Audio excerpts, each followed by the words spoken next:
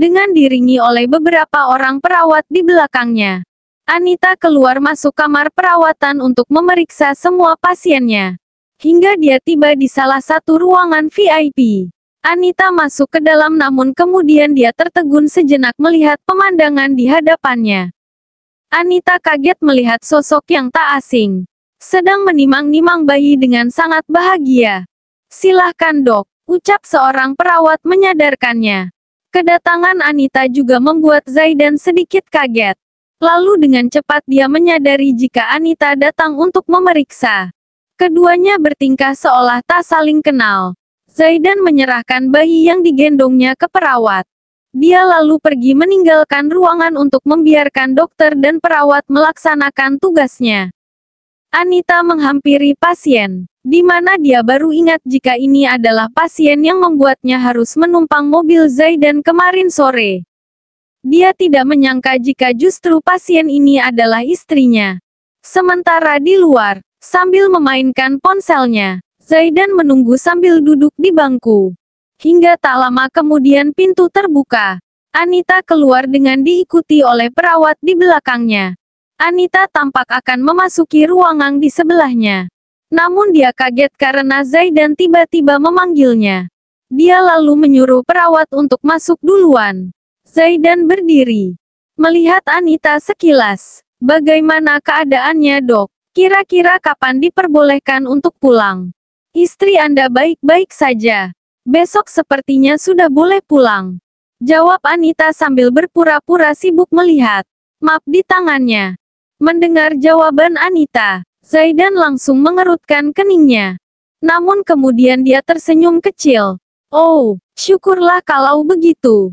Anita langsung membalikkan badannya. "Terima kasih dok," ucap Zaidan lagi. Anita hanya mengangguk sambil kemudian kembali melangkah. Alhamdulillah, setidaknya sekarang rok pendek sudah ganti dengan celana panjang. Zaidan melihat celana panjang hitam yang dikenakan Anita. Seketika Anita langsung menghentikan langkahnya, sambil kemudian memegang celana panjangnya. Anita kembali membalikkan badannya melihat Zaidan dengan kesal. "Daripada sibuk mengurusi cara berpakaian seseorang, lebih baik Anda kembali menemani istri Anda di dalam." Anita menunjuk ruangan di sampingnya. Zaidan tersenyum sambil menundukkan kepalanya. "Saya akan kembali menemaninya, tapi bukan sebagai seorang suami, tapi sebagai adik." Anita kaget. Zaidan berjalan mendekati pintu. "Oh iya, terima kasih sudah membantu proses melahirkan kakak saya," ucapnya melihat Anita sekilas lalu membuka pintu dan masuk ke dalamnya. Sementara Anita tersenyum sendiri karena malu sudah salah paham. Sepeninggal suaminya kerja, seperti biasa Aisyah sibuk untuk melakukan pekerjaan rumah. Setelah selesai membereskan dapur, kali ini dia sibuk menyapu dan mengepel lantai seluruh rumah. Aisyah menajamkan pendengarannya ketika dia mendengar keributan di luar rumahnya.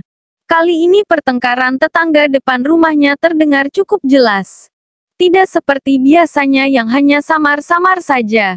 Sepertinya biasanya Aisyah tak ingin memperdulikannya.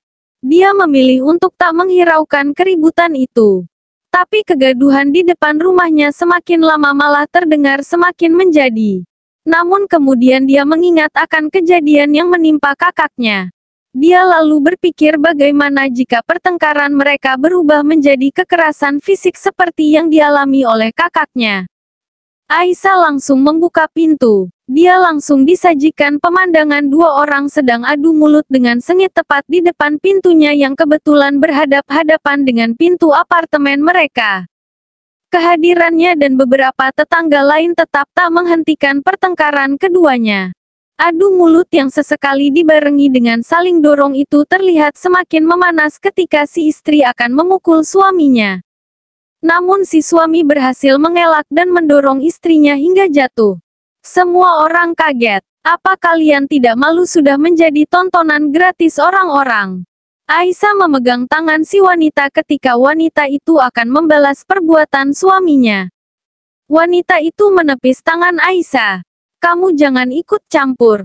Wanita itu membentak Aisyah. Kalau begitu lakukan keributan di rumah kalian. Jangan membuat kegaduhan di sini. Aisyah menunjuk pintu rumah mereka. Si suami yang kesal langsung masuk ke dalam rumah. Terdengar suara pintu dikunci dari dalam. Membuat si istri langsung menggedor-gedor pintu rumahnya.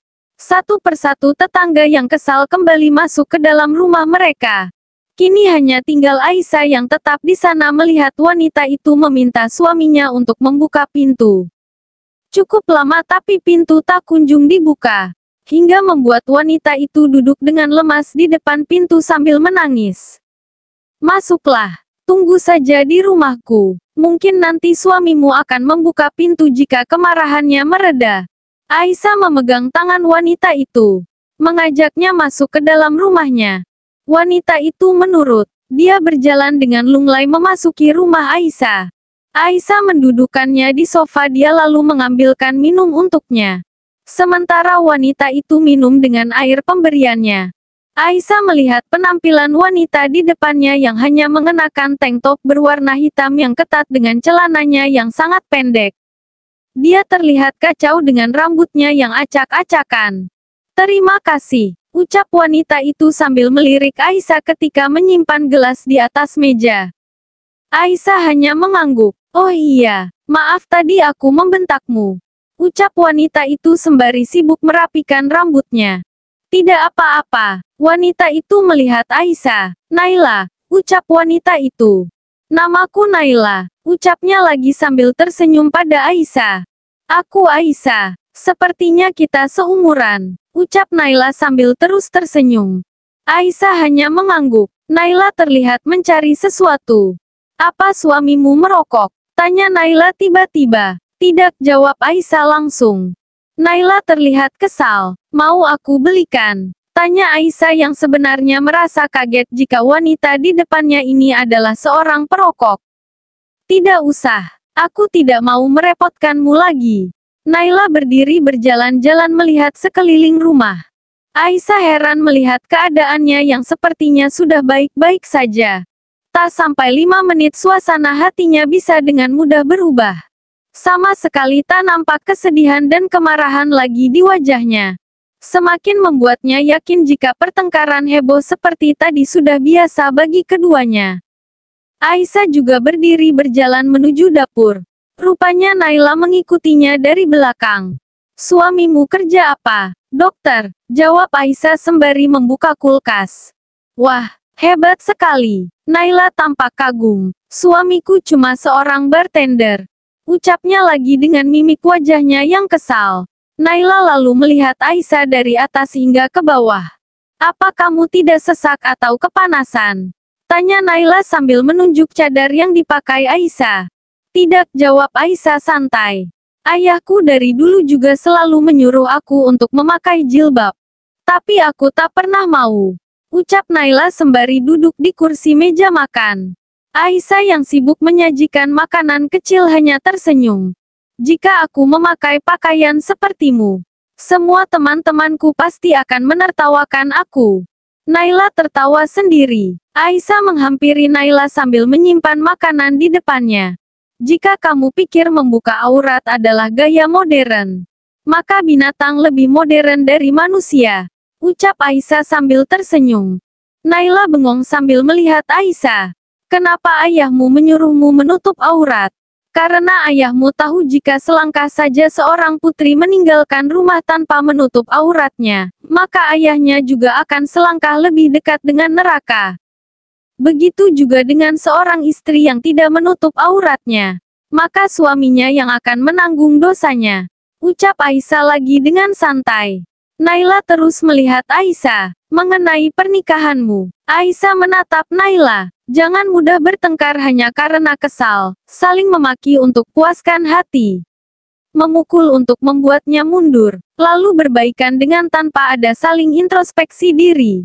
Lalu kalian mengulangi lagi. Terus-menerus seperti ini. Ingat, menikah tidak sebercanda itu.